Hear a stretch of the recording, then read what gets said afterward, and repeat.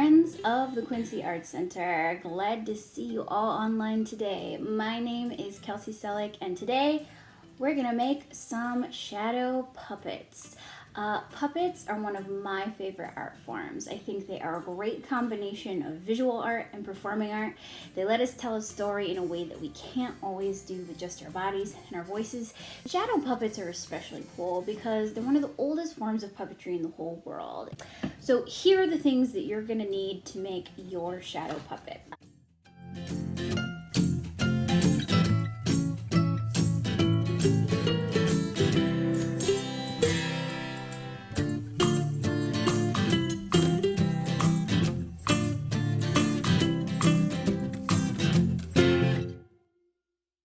I'm gonna choose what animal I would like to make a shadow puppet of today. I've got some on the wall behind me. There are lots of super cool animals, and all of these guys behind me all move in different ways. And that's an important thing to think about because we're gonna have to figure out how to make these animals move. I think today I'm gonna make a giraffe, but you are welcome to make whatever animal you wanna make at home.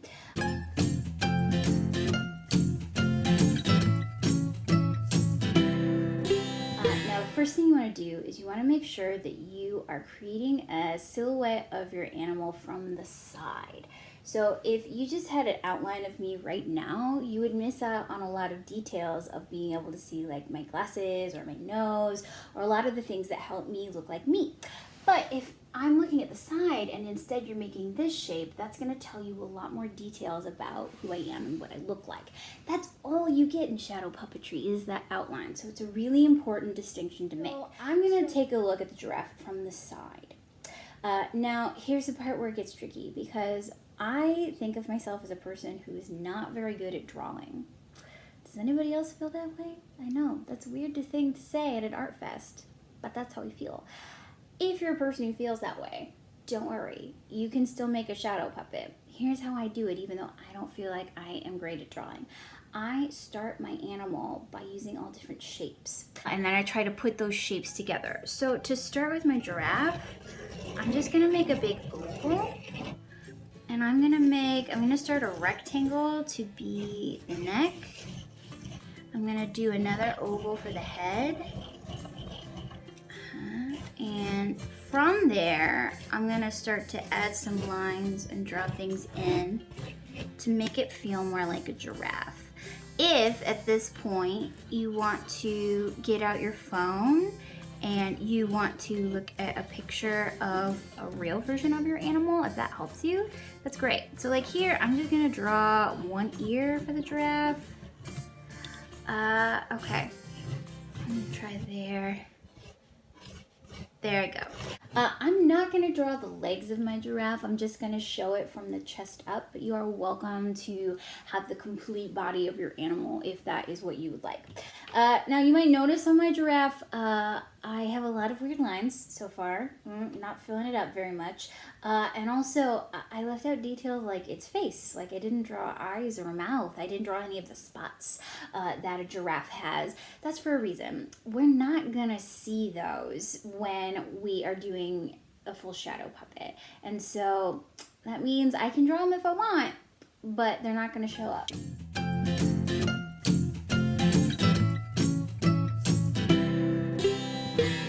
Think about the way that it moves. So I really want to focus on how the neck moves, and I think it's really cool how giraffes are able to stretch really high and eat off the trees, and I definitely want to be able to show that when I make my puppet move.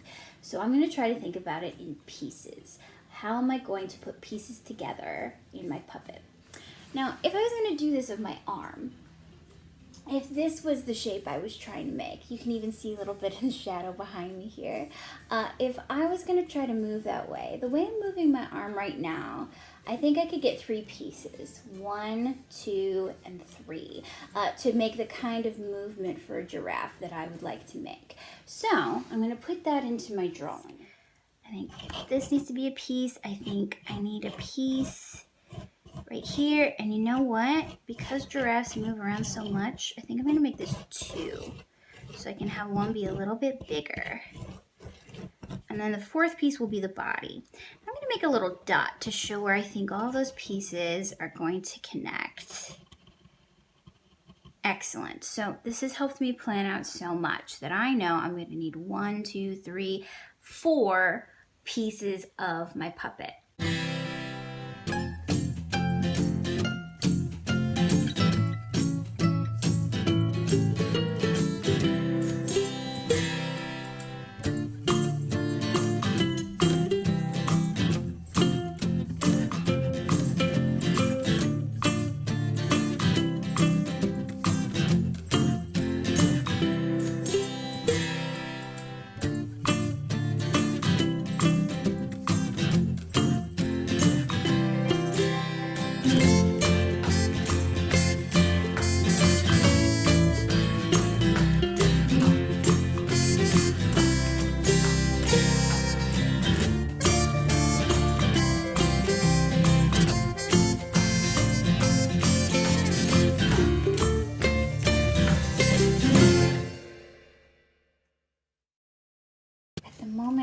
All these different pieces just kind of look like potatoes to me, but I promise eventually it's going to look like a giraffe.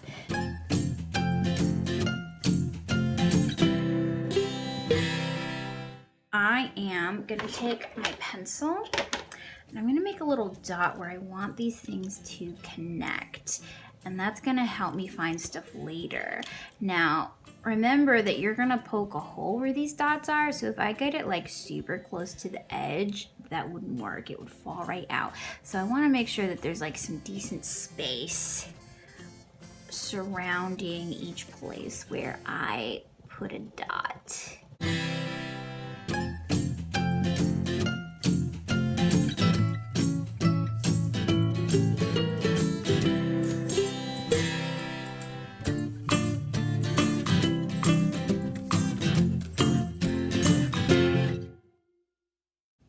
So now here's the part where I'm going to get out my breads. If you've never used these before, you were probably born after 1999. I'm going to hold them together to make just one hole.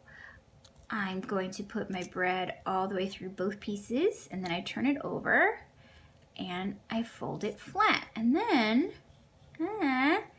I can move it like a little giraffe head.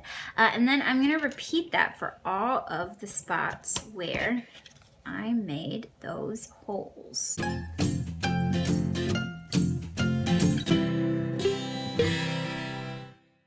So once you have all your pieces assembled, move it around a little bit the way you want it to move. And if you notice like any weird shapes or any weird angles that you think maybe wouldn't happen that way in real life, now is a really good time to get out your scissors, trim them up. The other thing to check is to take a look at the holes that you made and see if you can see through it. If you can see light through it, that means you'll see light through it when you're using it as a puppet. So if you got a hole that's too big, don't worry about it. Take your tape, cover some of it up, you're fine.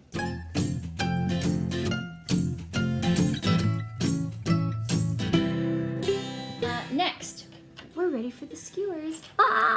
This is the part that we're gonna hold on to. And just for safety's sake, young artists, if you need an adult to do this for you, that is okay.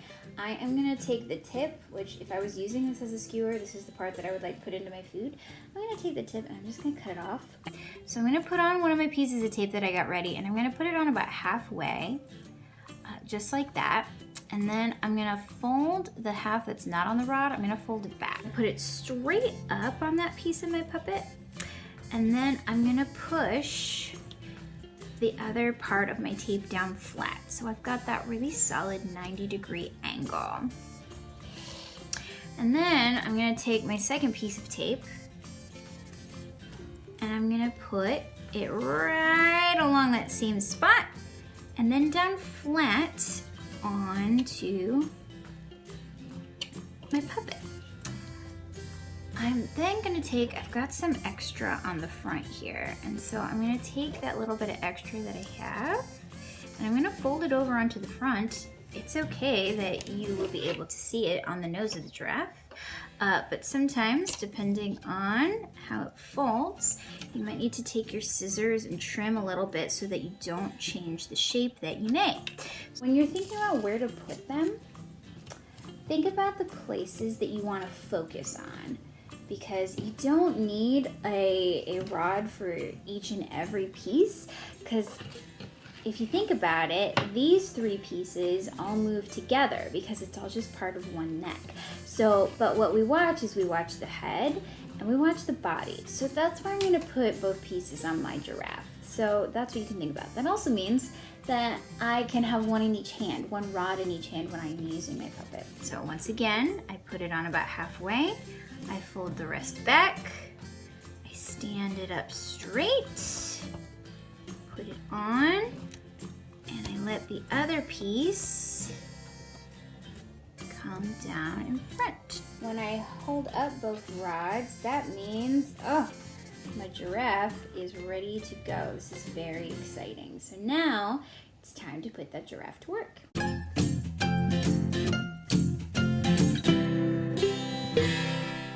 When you are ready for a puppet stage, you've got so many choices that you can do. You can take a flashlight and just shine it on the wall. You can hang up a bed sheet and you can shine the light onto that. I'm going to use a smaller puppet stage so that I can show you guys today. Here's what mine looks like, and all it's made out of is it's made out of cardboard, and then this part in the middle is a plastic tablecloth. But yours doesn't have to look like this. There are lots of ways you can use it just with stuff you have lying around. Okay, so first I'm going to show you what it looks like behind the scenes, okay? So if my audience is sitting over here, that means I'm going to have my light source back here behind my stage. This is what it looks like from the back. Now I'm going to take my puppet and I'm going to hold one rod in each hand and I'm going to put it up flat. Now I'm going to watch the bottom of my screen because since I didn't put legs on my giraffe, I don't want the audience to see that part. So I'm going to keep mine pretty low. But I'm going to keep it right up flat. And then when I twist my fingers, the fingers that I have one rod in, you can see that's making the giraffe nod a lot right now. And that is how I can make it move around.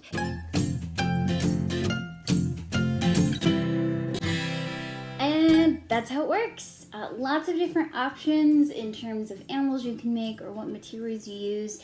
The important part is using your own imagination to see what you can create. If you like creating and you like making cool stuff, consider hanging out with your friends at the Quincy Art Center. They do lots of great classes and other ways to learn. And if you're watching this for ArtFest, think about donating a few dollars their way. They do great stuff. They will take your money and do a lot of good in the community. So make that happen. Have fun.